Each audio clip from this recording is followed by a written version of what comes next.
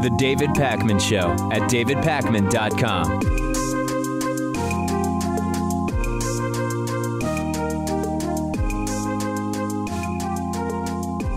We're headed into the last weekend of campaigning for both Republicans and Democrats in New Hampshire before the New Hampshire primary on Tuesday night. Let's look first at how things are looking for the Republicans in New Hampshire. According to a Real Clear Politics average of recent polls, Donald Trump is still in the lead at 32.8%.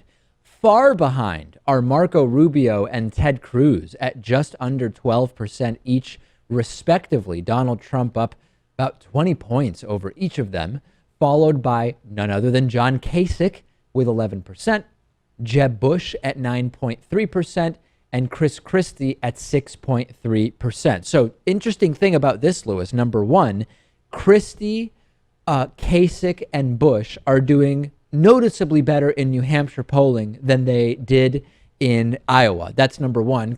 The obvious question is, will that translate to actual votes?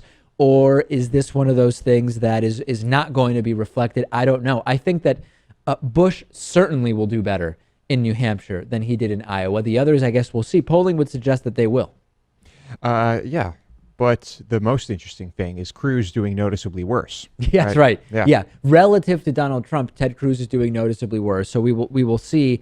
It appears as though it will remain a three-man race with Trump, Cruz, and Rubio, not necessarily in that order in New Hampshire. But the question of whether they will over or underperform the polls is also an interesting one. In Iowa earlier this week, we saw that while Donald Trump came in second, he was the only one of the top three candidates to underperform what the polling said on the way in. And this was related to his total lack of a ground operation in Iowa. So we're going to see what happens there. That should be interesting. Now, in New Hampshire, on the Democratic side, let's take a look at how things are looking there. The Real Clear Politics average of recent polls in the Democratic New Hampshire primary has Bernie Sanders at 54.6% and Hillary Clinton at 38.8%. That is nearly a 16-point lead for Bernie Sanders. So, Lewis, will Hillary close the gap here? Some people on the ground in New Hampshire that I've been talking to say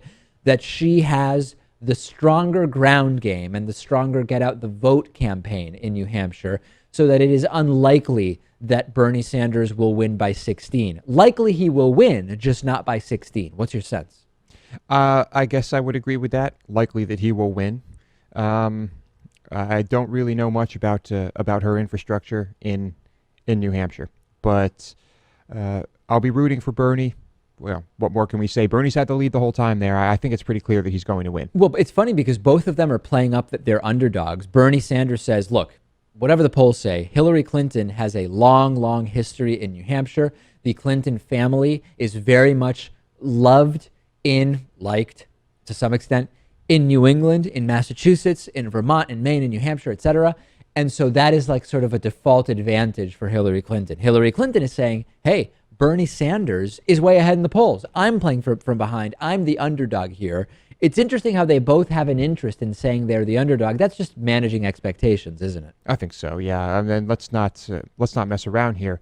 Bernie Sanders ultimately is the underdog. Right. Yeah, broadly speaking, obviously. He's running against the Clinton machine. He tied in Iowa after being down nearly 30 points a few months ago. There's no question that he's running a campaign from behind. So that's Tuesday. That's New Hampshire on the Republican side and on the Democratic side. Now that we've updated you on the latest from New Hampshire, let's review where we are nationally in this election. Now, let's look first at the Democratic side. Hillary Clinton is leading by an average of about 14 points. Looking at a few recent polls, IBD has Hillary Clinton up 12, CNN has her up 14 nationally, ABC has her up 19, Fox News has her up 12. So on balance, Lewis, in terms of an average of polls, Hillary Clinton is leading Bernie Sanders by, and we do have these numbers backwards, so that's something just to keep in mind. The Sanders column, those are actually Hillary's numbers, and the Clinton column, those are actually Bernie's numbers. Yeah. So in any case, Hillary Clinton up by about 14 points nationally. Now, does this matter nationally at this point, Lewis? I mean, it is becoming a sort of state-by-state race. Bernie Sanders tying in Iowa practically, and now having some momentum going into New Hampshire. This will determine what happens in Nevada and South Carolina. Do the national polls, what are the national polls good for right now? Are any polls good for anything? Well, yeah, I mean, the Iowa one was more or less accurate. It was more or less accurate, but did the polls existing and people looking at the polls change the way people voted, and did they change voter turnout? Right. So this is the question of, are the polls reflecting voter sentiment, or are the polls influencing voter sentiment? And I mean, the answer is probably both. Regardless, if Bernie does well early, that will mean huge things for Bernie. Yeah. So he has to do well early. That's the thing. But Hillary Clinton doesn't necessarily need to do that well in these 4 states, and she's still going to be the de facto frontrunner. Right. Bernie Sanders needs to do well in these first 4 states. Yeah, Hillary has a big edge in those monster states. So we'll see. Let's talk about what's going on nationally on the Republican side now that we are past Iowa and looking up at New Hampshire. Donald Trump, generally speaking, according to an average of recent polls, is polling just under 36% nationally. In second place is Ted Cruz at 20%. In third place is Marco Rubio at 10%. So when you look, you have Trump in first place. 15 points behind him is Ted Cruz. And another 10 points behind Ted Cruz is Marco Rubio. And then you see Carson, Bush, Christie, and Kasich all trying to sort of stay afloat here. Are you convinced at this time, Lewis, that this is a 3-man race between Trump, Cruz, and Rubio? Or do you believe that somebody, Jeb Bush, I guess, is the one some people mention as the guy who could pop back up out of thin air all of a sudden? Do you think someone else is still in this thing? I don't think so. I think all the other candidates are just too lame. This is definitely a 3-man race now. I mean, when Jeb Bush has to ask a crowd to applaud for him. Yeah, as we covered yesterday. I mean, this guy has just no momentum. Interestingly, although Marco Rubio did surge in Iowa and overperform the polls in Iowa, we are not seeing any Marco Rubio surge in national polls, at least not yet, although we don't have that much national post-Iowa data. So we will be watching, Lewis. There is no question about that. I will be in New Hampshire on Tuesday, broadcasting live from Manchester, New Hampshire. We will be seeing what is going on the ground there. Much more to come in general with regard to the election, and of course, much more to come today. We're going to update you on some great stories. We have a fantastic interview to play for you, and also we will be answering 3 audience questions. Join us on Facebook, facebook.com/David Pakman Show. The David Pakman Show at davidpakman.com.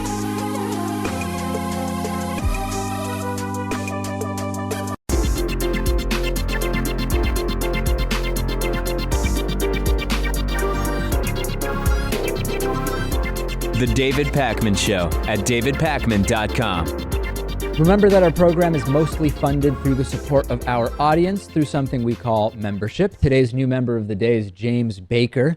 Not that James Baker, obviously. Just James Baker, James the member. Thank you so much for being a David Pakman Show member. You can sign up and join James, get the bonus show and all the other great member benefits at davidpakman.com/membership. And remember that if you ever shop on Amazon.com, if you first go to davidpakman.com/Amazon, any of the shopping you do will send a little kickback to the show.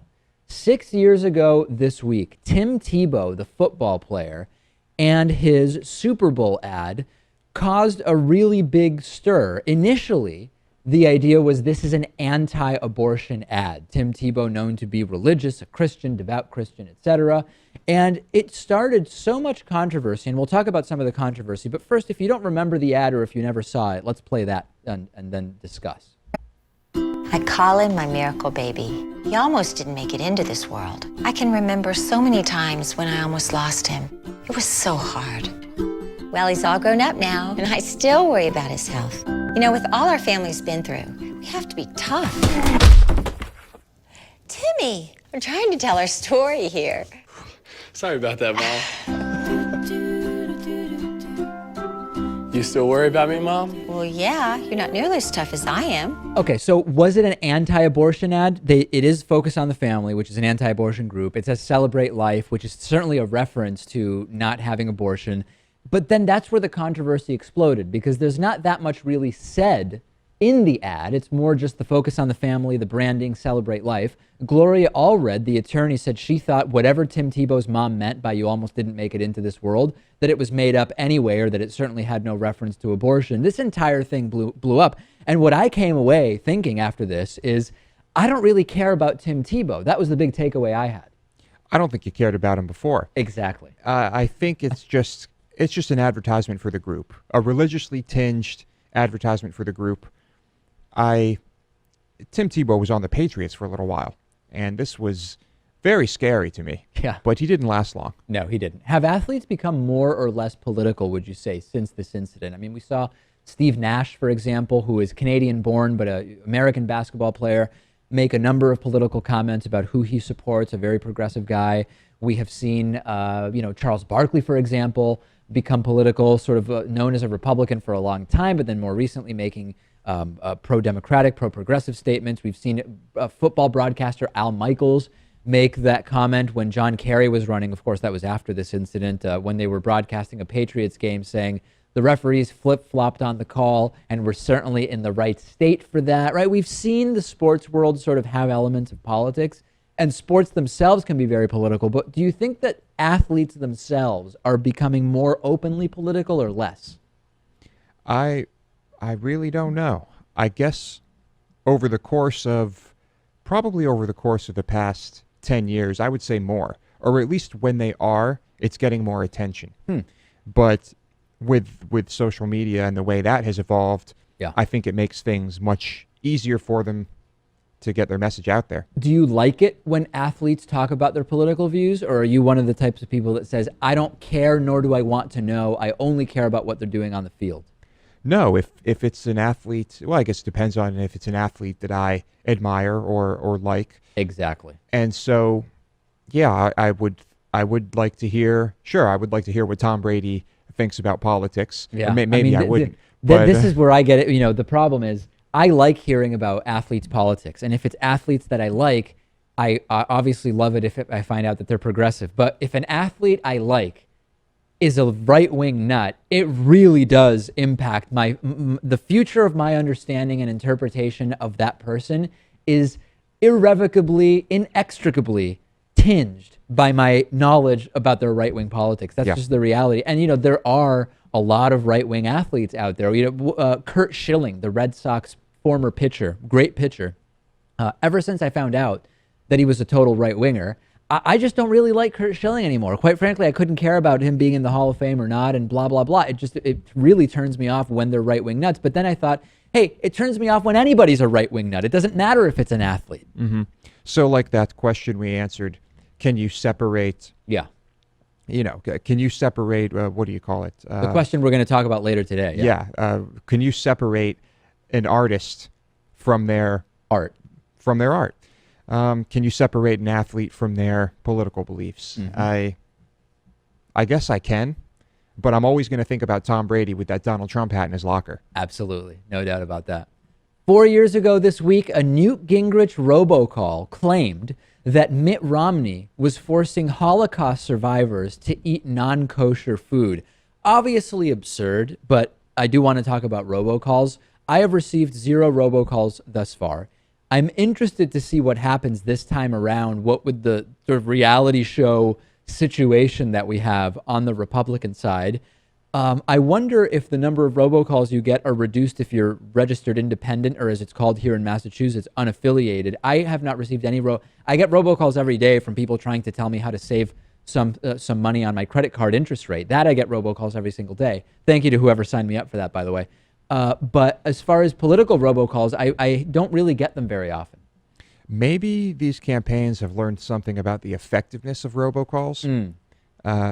Haven't we determined somewhat that they really are not that effective? We've determined that attack ads are effective, but I don't recall anything about robocalls being effective. Now, if you get a phone call, Lewis, and it's Newt Gingrich saying, hey, did you know Mitt Romney forced Holocaust survivors to eat non-kosher food? That would strike me as questionable, just sort of off the bat. I don't know that it would make me say, is that right? Well, Newt Gingrich has my vote then.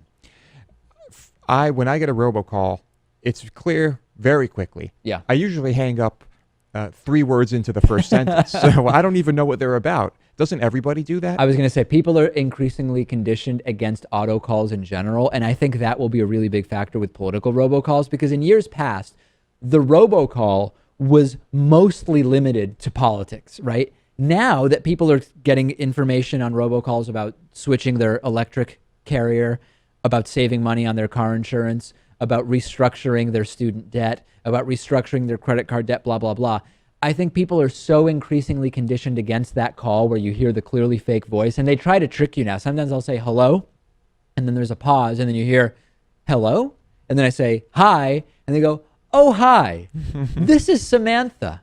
Did you know? And then I hang. So they actually do keep me on the phone a few more seconds, but people are increasingly conditioned against it. I think it's going to be real tough to have a successful political robocall this time around. Probably, yeah. But I still expect to probably get a few after the primaries and a little bit down the road, right? Absolutely. I'm expecting them, no doubt about it. Let's talk a little bit about pastor and radio host Kevin Swanson. 3 years ago this week, Kevin Swanson, a Christian, talked about how women on the pill, birth control, have, quote, little tiny fetuses embedded in their wombs. The craziness around the anti-birth control, anti-contraceptive, anti-choice right has really escalated. Todd Akin, of course, since Swanson said that if you're on the pill, you have, quote, tiny little fetuses embedded in your womb. We had Todd Akin talk about a way of shutting that whole thing down. We've seen when a woman is raped, he argued, according to what doctors he spoke with said, I'd love to meet those doctors, by the way, if a woman is raped, she would not be impregnated. She would not conceive a child because the body recognizes rape and has a way of shutting that whole thing down. We've seen problems with sex education. Increasingly, we know that abstinence-only same-sex education increases the number of pregnancies and sexually transmitted diseases. Yet those who claim to be against abortion still want abstinence-only sex education to be taught. Makes no sense. Isn't it true, though, Lewis, and I don't know if you'll agree with me, that it's starting to get a little less controversial in terms of how to raise money? We are seeing fewer candidates. Only the really extreme religious conservatives are still talking about little tiny fetuses or their equivalent to raise money, that much the way of same-sex marriage, we are starting to get past it as a society as something that is controversial? Yeah, we know public opinion has been shifting on this, and it's been headed in the direction of reason, logic, and common sense. I guess we haven't heard much talk about it on the campaign trail thus far. No, right? It hasn't been a huge issue so far, and we'll see if eventually when we have a Republican and a Democratic nominee, it becomes more of an issue. Kevin Swanson, the pastor we talked about, he is commenting about the current election, saying that if Hillary Clinton wins, she would lead, quote, tremendous majorities of American kids to homosexuality. Lewis, you've been around people of all ages. You were a kid, as most people were at one point. Have you ever met anyone, either as an adult or when you were a kid, that you think you could have convinced to change their sexual orientation? Well, only if I thought that they were of a certain sexual orientation and denying it. But in that case, it wouldn't be changing. It would just be sort of living the sexual orientation that they are. Right. So, no, I don't think that changes. Yeah. Although we have heard stories about someone who will have, wasn't there someone who had like a stroke or some sort of traumatic brain injury, and then all of a sudden their sexual orientation. We did hear about that. Who knows if that's actually true? I don't remember if that ended up, if yeah. that was actually true. Yeah. I mean, we know that if you talk to the right people, and I could show you some of our interview archives if you're curious, if you pray hard enough and the right way and pay the right so-called therapists enough money, you can be so-called cured of homosexuality. Of course, completely evidence-free and numerous lawsuits pending around that type of thing. But no, I think that there will be no one influenced to become gay if Hillary Clinton becomes the president. It certainly doesn't stop Kevin Swanson from suggesting. What a tremendous show we have for you today. Speaking of tremendous, we'll take a break and be back right after this. The David Pakman Show at davidpakman.com.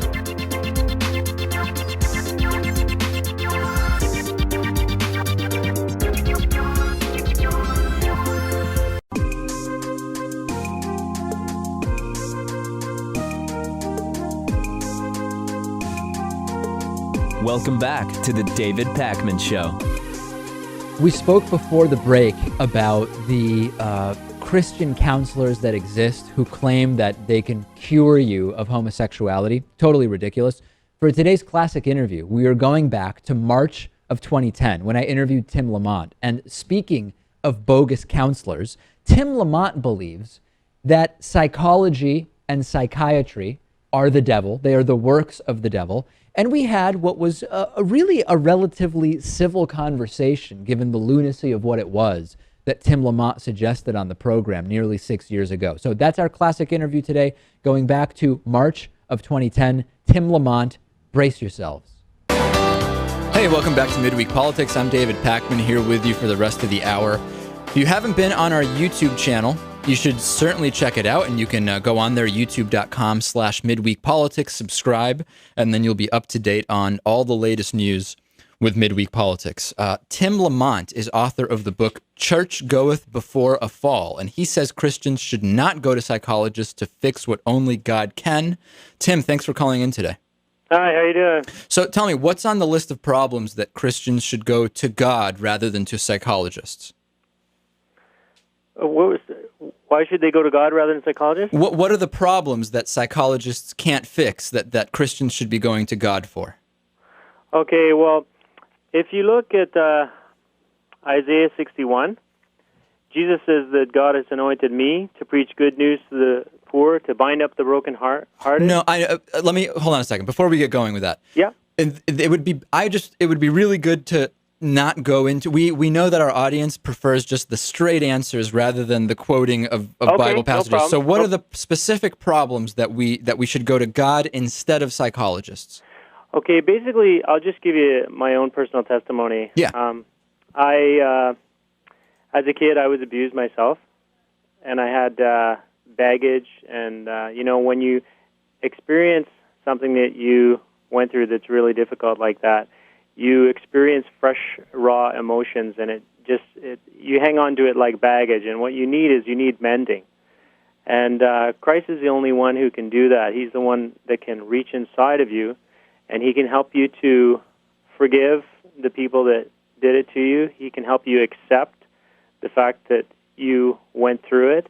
And through the Holy Spirit and through faith in Christ, God is able to make you whole. And it's just like Jesus said, I'm binding up the brokenhearted. Now, what psychology does is it gives you a man-made method to try and do the healing. It tries to help you think through it properly. So you're dealing with your mental faculties and not using faith. But when I hear you say that, there's so many problems we can point to now that only exist because people didn't think their way through it, right? I mean, when we think about global warming, when we think about after a crime has been committed, after bad business decisions have been made, it sounds like more thinking through it is what we need, not what we should be avoiding. Well, the thing about, I'll give you an example. I have to use scripture. I can't help it. Okay, yeah. If you remember Paul, people were comparing themselves to Paul as far as their learning went, as far as their thinking went. Right. And Paul was really upset because, in 1 Corinthians, for example, he says, "Who's Apollos? Why are you following these guys? Why do you think they're so hotshot? Because they know they're really smart." And same thing today, we idolize the great thinkers. And Paul said, "Everything I knew before is cow dung. I want to know Christ and the power of his resurrection and be healed and transformed by him." He said also, "I've been crucified with Christ. I no longer live, but Christ lives in me." So the thing is, wow, our life as a Christian is a brand new life. It's empowered by Christ, and it's all by faith. And as soon as we try and work it out and do the thinking and heal ourselves, what we're doing is we're going back to the garden. So are psychologists and psychiatrists bad people? Like, are they subverting God in some way? I want to just illustrate an example if I can. Well, but what's your answer to that question? Well, it's not by faith. You see, the church has no power because we're keeping Christ away from people, and we're trying to heal them ourselves with our minds, with our method. We're saying, wow, okay, Lord, thanks for dying on the cross and for providing healing, but we're going to do it by ourselves. We're going to take care of this matter. We don't need you. Yeah, well, you say that while you were in college, God told you that psychology is a deception created by Satan, and you were about to get your degree in psychology. Yeah, you see, I'd like to explain that. Yeah, and it sounds like it needs explanation. Yeah, I was a month away from graduating, Okay. and just between you and me, I had a conscience, and I was just about to start a career as a psychologist, and I just asked God, look, Lord, I need to know if this stuff is legit or not, because I'm going to be charging people money, to sell them this bag of goods. And what did he say? It was like a progressive revelation. I was sitting in my death and dying class, which is taught by Paul Wong. He's a famous psychologist. And he said this statement. He said, we overcome death anxiety or the fear of death by meaning management theory. And what meaning management theory comes from is existential philosophy. Now, if I can just use a famous philosopher, his name's Jean-Paul Sartre. Of course. And he said, I don't like God, I don't like the Bible, that works for you guys, I'm going to create my own reality. So he had a slogan that was called existence precedes essence. And what that means is I'm not accountable to a holy God, but I exist here, and my reality exists through my own choices and my own decisions. But I think I want to just keep the focus, which is you asked God whether that was the right thing to be doing, to be charging people money as a psychologist, and God said... Yeah, I just want to describe how he showed it to me, because instead of turning to psychology and managing our life through the decisions that we make by being, responsible for our own lives and being our own heroes, the Lord impressed upon my heart the temptation of Jesus in the desert. And when Jesus was tempted in the desert, when the devil tried to take him out, he quoted Scripture. Wow. You see, and that's the difference between a Christian and someone who is not in faith, is God has given us a weapon to use, and that is His Word. Does God still talk to you now? Yeah, mostly through the Word of God.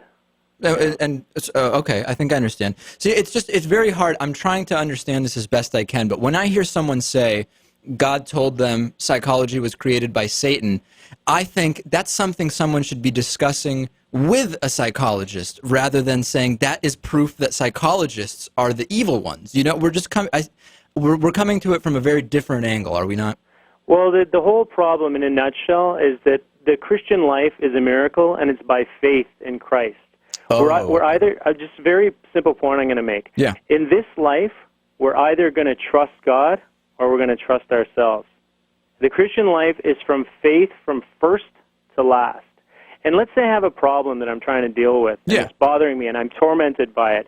There's a spiritual battle going on there. It's a real spiritual battle. Is there really, though? I mean, is it not okay for somebody to believe in God, but at the same time see a therapist, and they're not in conflict with each other, and both can be useful? I mean, it just seems so basic to me. No, you see, what it comes down to is a person needs to be trusting God, and the way they do that is they cultivate an intimate relationship with Him. What every Christian needs instead of a psychologist is to know how to seek God, to seek Him, to be still and know that He is God, to pour out our hearts to Him, and to trust in Him and in His Word. I'm telling you from personal experience that I am completely whole. I have total victory in my life. Good. And God, I'm just telling you because I got this from God and from His Word through Jesus Christ. And I'm just trying to have as much integrity as possible because I'm trying to express to you that God convicted me that the church is robbing people from the healing that can come from Christ. And when Jesus said that He is the healer and by His stripes we are healed, there's meaning to that. I remember that. And we're replacing Christ the healer. We're doing it ourselves. Tim, this is Lewis. I'm co-host here on the show. I mean, I think the mind is an amazing thing. And I think, when I hear you talk about how you've healed yourself, I don't necessarily believe in God, or at least not in the same way you do. But I don't think it's God that's healing you. I don't think it's Jesus that's healing you. I think you're doing it all yourself. But you're calling it God, or you're calling it Jesus. Is there anything to that, Tim? Is there anything? Yeah, Well, I don't know how to respond to that, really, it sounds because like there's a conflict here because, in the sense, you're deciding to let God, or what you're calling God, heal you, right? I mean, it's you. Let's be honest here. It's not some magical thing that's happening. You're deciding this is how I'm going to live my life, and it's you healing yourself, is it not? Well, you know what? I just know I'm totally mended, and You I know know, okay. that the Word of God explains what happened to me, and Right. without a person being open-minded enough to check and see what Jesus says about Himself in the Scriptures, right? Like what we will be doing is we'll be engaging in like a kind of an opinion battle, and I don't think that'll get anyone anywhere. No, it won't. I feel my opinion is just that of rationality. And rationality, it's just, I can't, and I try to, I just can't get past the fact that how could, I don't know. I think we're not, let's focus on what we can agree on before Okay. I get into making offensive statements like No I did problem. last week. We both agree the church is heading for a fall, but for very, very different reasons. You, because psychology was created by Satan and the church is buying into it. Me, because of the constant instances of child pedophilia, gay prostitution, and homophobia. How can we agree on what needs to be changed? We both seem to think that we're going in the same direction with the church, but for very different reasons, right? What do you think is the next step for the church to turn around? You know, my answer, based upon what you've told me so far, is going to sound ridiculous. Okay. Because it seems like you have a bent toward fixing it with something we can do in a couple of step formula. And what I'm saying is the church needs to be reformed by returning to Christ, returning to His Word, and seeking God in a quiet time. You know, Jesus said, when you go to pray, close the door. And in Jeremiah, God promises this promise God gives us in His Word. He says, if you seek me with all your heart. No, I think our audience is pretty familiar with that particular line. Okay, but I'm just trying to say, like, the church will be mended by God when people put their trust in Him. If we continue to persist in trying to change it with our minds and using man-made formulas, the church will continue to go down the hill. All right, Tim Lemont, author of the book Church Goeth Before a Fall. I say priority number one, let's stop the child pedophilia and the molestation, and we'll be off to a great start. I appreciate you calling in today and hope to speak to you again very soon. The David Pakman Show at davidpakman.com.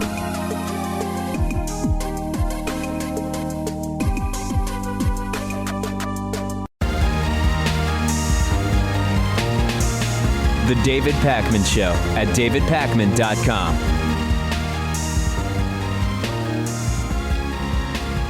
It is that time of the week, time to answer your questions. We answer 3 questions at the end of every Friday show. Submit them via email, voicemail, Twitter, Facebook, YouTube, Reddit, whatever, really. Lewis takes telegrams, too. First one is a voicemail question. This is from none other than the Eggman. Let's take a listen. Hey, Dave. I can't believe you would really get hate mail about that dude you interviewed yesterday that said gluten is all bull and all science proves that there's really no such gluten allergy. I totally agree, man. All these kids, there's a ton of them now that are all gluten-free. They're a bunch of, like, skinny little wimps. Parents are overprotective. It's complete crap, man. I know this one little boy, my kid's friend, gluten-free, this f***ing kid wind will blow the kid over. And I know, and it's not celiac. Kid does not have celiac disease. And the mom is f***ing nuts. And it's not gluten. These people are f***ing crazy. It's f***ing made up and fake. I love that guy that you interviewed. Great interview. Hey, I got a really good question, man. You can answer this on Friday, maybe. Let's say you have an employee like Nate or Noah, your segment producer, and he goes out to lunch. He comes back with, like, McDonald's extra large meal. He's eating French fries and a Big Mac and shit in front of you. Would you want to tell him how disgusting that makes you feel, or would you be like, hey man, to each his own? Just wonder. Okay, so the question is, if employees came into the studio with like a big fast food, like a McDonald's value, extra big, whatever you call it, McSize it or whatever, Lewis, would I say something, or would I just say to each their own? I mean, obviously, I'm not going to impose that you're not allowed to eat fast food in the studio. If it's a conversational relationship, I would probably say, "Oh, that's interesting. How come you choose to go there, even though there's other options that are similarly priced and not nearly as bad for you?" I would certainly bring it up, but I'm not going to ban food from the studio. Yeah, I find that I need to speak up whenever I see someone eating fast food. Really? I do. Yeah, I'd like to speak up and I say, what have you got there? Oh, that's total garbage. I don't eat that stuff. And that's basically how it goes every time. Now, is that not you being an elitist? In other words, shouldn't you allow people to do what they want, what fits their tastes, budget, and desires? Well, I think we can objectively say that McDonald's is crap. Okay. And borderline food and terrible for you. Would you agree with me on that? Well, it's hard to deny that. Yeah, I mean, those Okay. are certainly realities. And would you agree that there are always alternatives that cost just as much or less that are much healthier? I would not agree with that. There Really? are places that Because I could combine any number of ingredients, Dave, to get. You're saying if there's even a 7-Eleven, you can pop into the 7-Eleven and put something together that would be better for you than going to McDonald's. I could probably do that, but I was thinking more like making your own food. Well, but what if you're in a food desert? Okay, it's a very specific scenario. You're in a food desert. There's really not much around by way of, in terms of local restaurants or cafes or delis or whatever.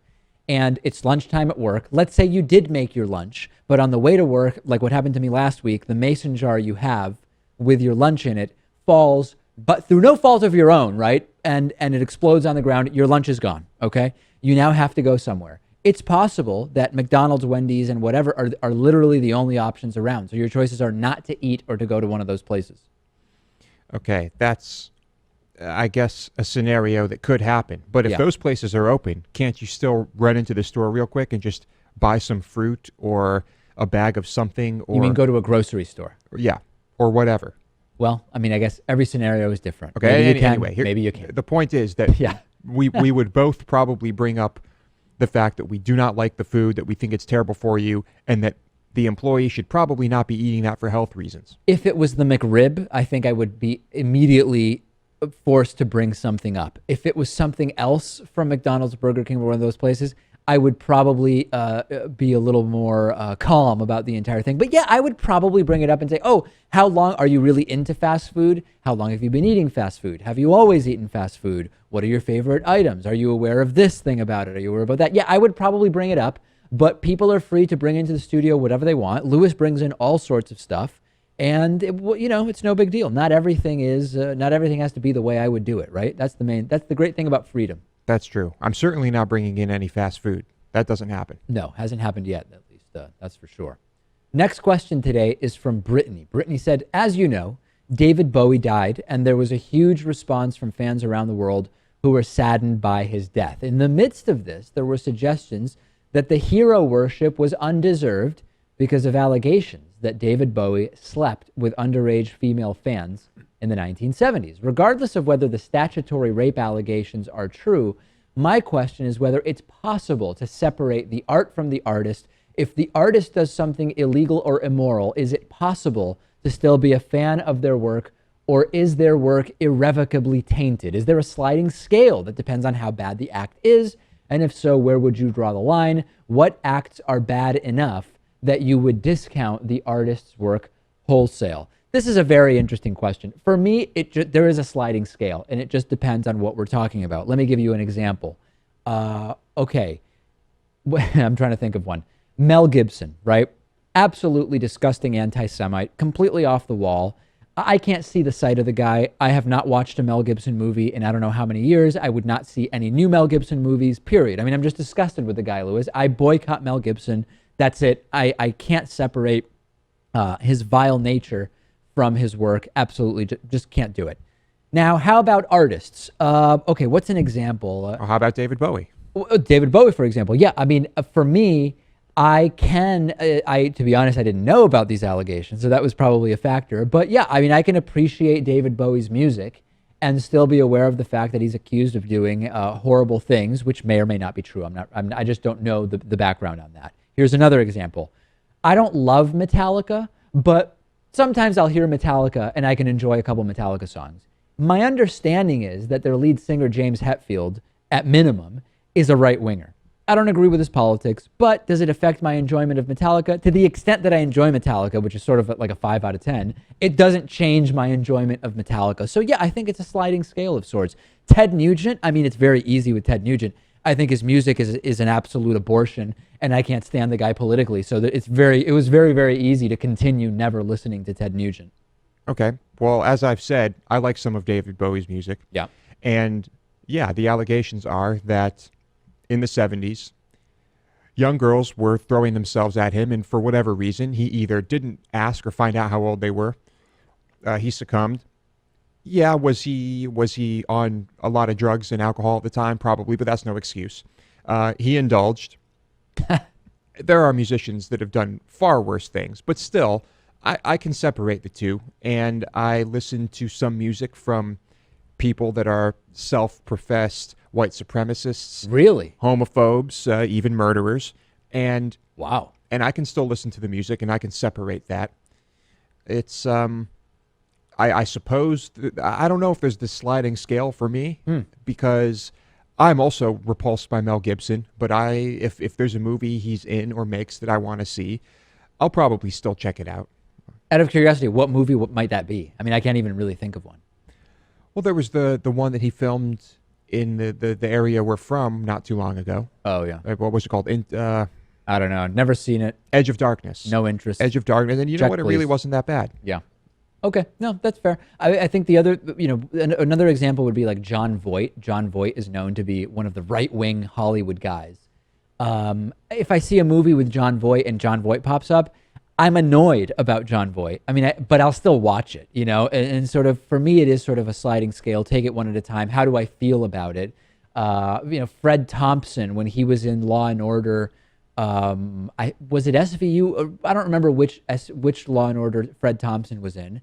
I knew Fred Thompson was a right winger, and I thought that his character in the show was a good character. Didn't really affect me, relatively. I was unbothered by it. So for me, it is a sliding scale.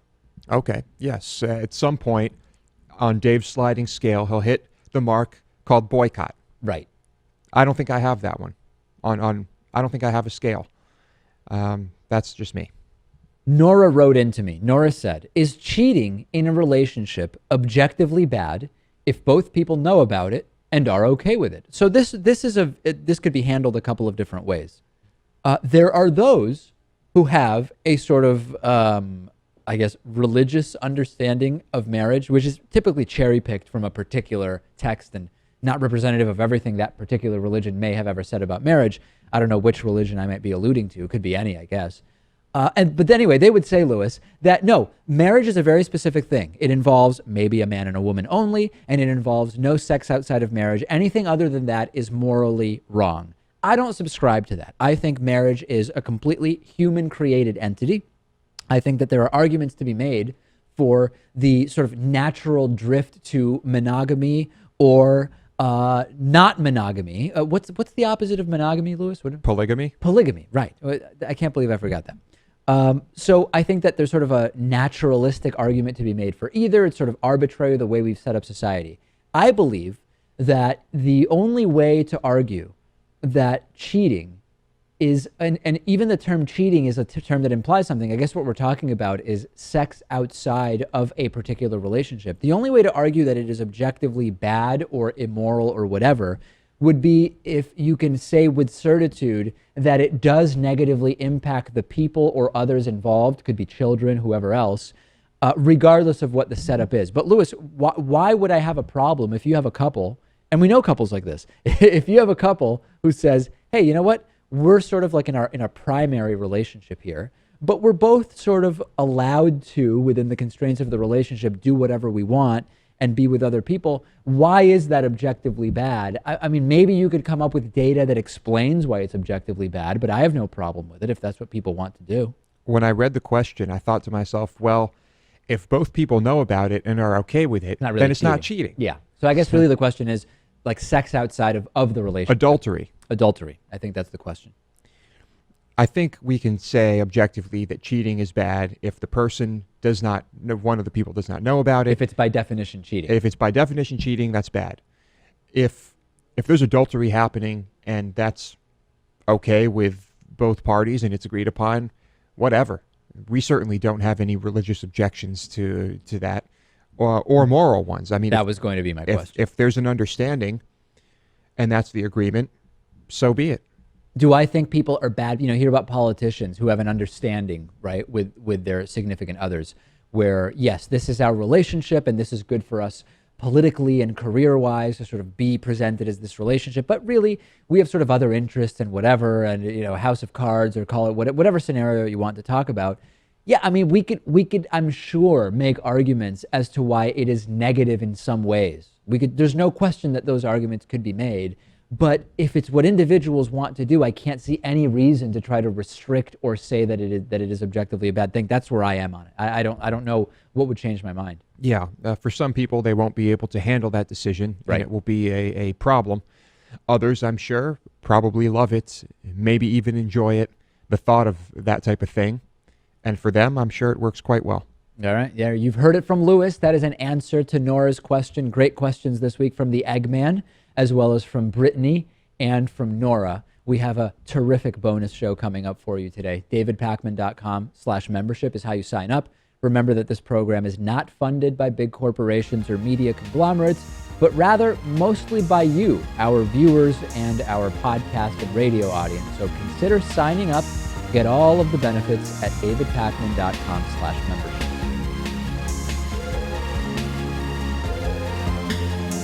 The David Pakman Show at davidpakman.com.